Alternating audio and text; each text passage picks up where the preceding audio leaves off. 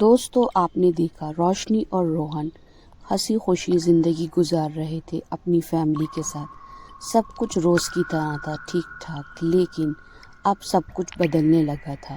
روشنی نے محسوس کیا جیسے گھر میں ایک عجیب سی گندھ ہے، عجیب سی مہک آ رہی۔ اسے لگا کہ شاید سلنڈر لیک ہو رہا ہے، لیکن ایسا کچھ نہیں تھا۔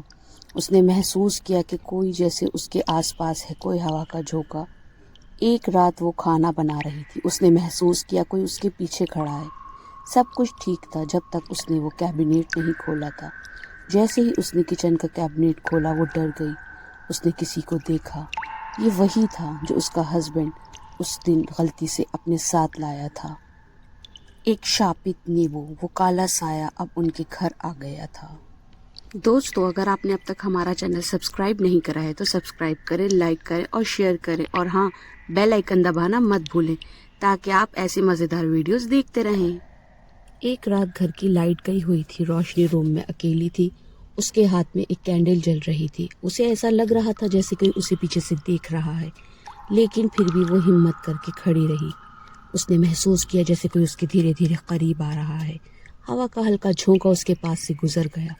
لو ایک دم پھر سے سیدھی ہو گئی جیسے ہوا رک گئی ہو، اور اچانک بجھ گئی موم بتی جیسے کسی نے پھونک ماری ہو۔ روشنی گھبرا گئی۔ وہ جلدی جلدی اپنے بیڈ روم کی طرف آنے لگی تاکہ وہ روہن سے بات کر سکے۔ روشنی روم میں آئی اور آ کر اس نے روہن سے کہا، روہن میں نے گھر میں کسی کو دیکھا ہے، کچھ تو ہے گھر میں، پہلے کچن میں اور اب روم میں۔ روہن مسکرانے لگا۔ اس نے کہا تمہارا وہم ہے، تم آرام کرو، لگتا ہے تم بہت زیادہ تھک گئی ہو اس لیے ایسا لگ رہا ہے۔ روہن کروٹ لے کر سو گیا، لیکن روشنی کی نیند اڑ چکی تھی۔ وہ ساری رات سوچتی رہی، آخر اس نے کیا دیکھا تھا ایسا؟ یہ کیا اس کا وہم تھا؟ کیا روہن سچ کہہ رہا تھا؟ لیکن اگلے دن روہن اپنے روم میں آرام کر رہا تھا۔ اسے کچھ آہٹ محسوس ہوئی۔ اس نے اٹھ کے دیکھا، ایک کالا سایہ لہرا رہا تھا، کالے لمبے بال، سفید چہرہ، لال آنکھیں۔ وہ جم کے رہ گیا۔ اسے یقین ہو گیا روشنی جو کچھ کہہ رہی تھی وہ سچ تھا۔ ایک رات بچے اور سبھی بیٹھے ڈنر کر رہے تھے، سب کچھ ٹھیک تھا، لیکن اچانک ایک چیئر ہوا میں اچھلی اور دور جا گری۔ بچے سہم کے مارے ماں کے پاس آ گئے۔ روہن اور روشنی ایک دوسرے کو دیکھنے لگے۔ دونوں ہی خوف زدہ تھے، لیکن وہ جانتے تھے ان کے گھر میں یہ سب کچھ کیا ہو رہا ہے۔ روشنی اور روہن اپنے دوست وکی سے ملے، اسے اپنی ساری پریشانی بتائی۔ وکی نے کہا تم پریشان مت ہو، میں پیرانارمل ایکسپرٹ کو جانتا ہوں، وکرم، پروفیسر وکرم۔ وہ ایک بہت اچھے ایکسپرٹ ہیں اور وہ اسی طرح کے کام کرتے ہیں۔ تم پریشان مت ہو، کوئی نہ کوئی حل ضرور نکلے گا۔ اس کے بعد وہ لوگ پروفیسر وکرم کے پاس ملنے گئے ان کے آفس میں۔ انہوں نے ساری بات انہیں بتائی۔ انہوں نے کہا آپ لوگ گھبرائیں نہیں، میں آپ کے گھر آؤں گا، پہلے ہم لوگ جانچ کریں گے، اس کے بعد دیکھتے ہیں کیا نتیجے نکلتے ہیں۔ آپ کے گھر آ کر ہم مائک، کیمرہ وغیرہ فٹ کریں گے، جس سے پتہ چلے گا وہاں کچھ ہے یا آپ لوگوں کا وہم، کیونکہ اکثر لوگوں کو وہم ہی ہوتا ہے، زیادہ کچھ گھر میں ہوتا نہیں ہے۔ اس کے بعد پروفیسر کچھ دنوں بعد ان کے گھر آئے۔ آ کر انہوں نے اس گھر میں جانچ شروع کری۔ گھر میں قدم رکھتے ہی انہوں نے کچھ محسوس تو کیا، لیکن کسی سے کچھ کہا نہیں۔ انہوں نے اس نیگیٹو انرجی کو محسوس کر لیا تھا جو ان کے گھر میں تھی۔ انہوں نے ایک کونا دیکھا اور وہاں پہ کیمرہ، مائک سبھی فٹ کرنے لگ گئے۔ انہوں نے اپنی ٹیم کے ساتھ پورے گھر کے کونے کونے میں کیمرے، مائک ہر جگہ فٹ کرے، خاص طور پہ کچن پہ ان کا دھیان تھا۔ انہیں یقین تھا یہاں کچھ نہ کچھ ہے۔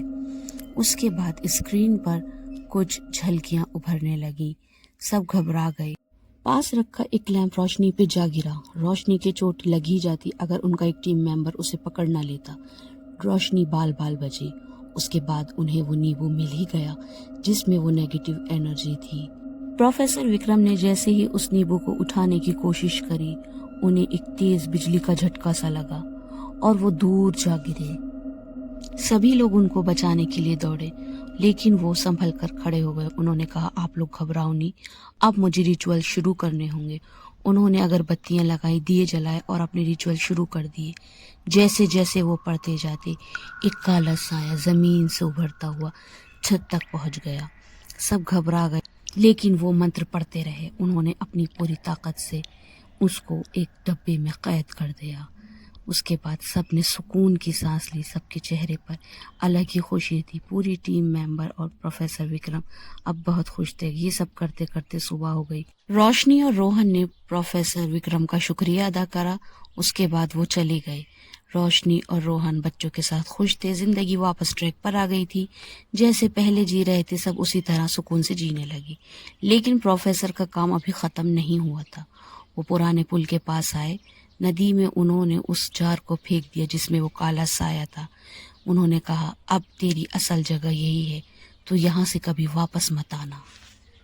پروفیسر وکرم اپنے سبھی کیسز ایک ڈائری میں لکھا کرتے تھے۔ اب ان کی اس ڈائری میں ایک کیس اور درج ہو گیا تھا جو انہوں نے سالو کر دیا تھا۔ وہ بہت سکون سے تھے۔